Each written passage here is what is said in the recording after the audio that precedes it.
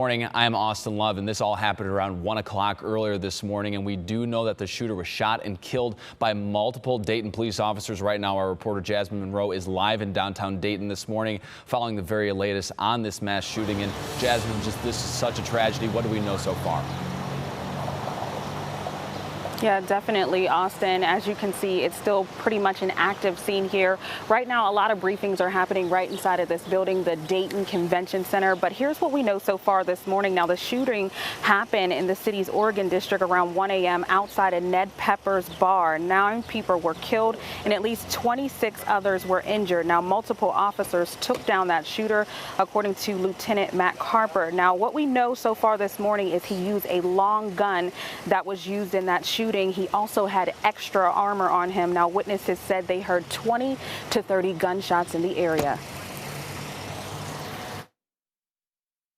People just started running. They started pushing us out the back door into the alley out the back because they didn't want us coming out the front because they didn't know where the shooter was. But the security guards in themselves were running around telling people to get out, and just how everybody was acting, you knew that something was wrong. And then when you came outside, as soon as you hit the front street, you seen the bodies and you knew that this was different. You knew it's something that you never thought of experiencing, never experienced. Now, we got a chance to speak to a lot of witnesses in the area, and that's pretty much everyone's story. One witness said he basically looked at the face of that shooter, and it just gives him pretty much nightmares as we speak. Now, the shooter has not been identified, and there has been no motive. At least 26 victims were treated at the Miami Valley Hospital, but there is no word yet on their condition. Here is what the police chief had to say shortly after that shooting. Currently, we're working on identifying the suspect to see what the possible motivation might have been. We do not have that yet. Suspect was firing a long gun with multiple rounds at the victims.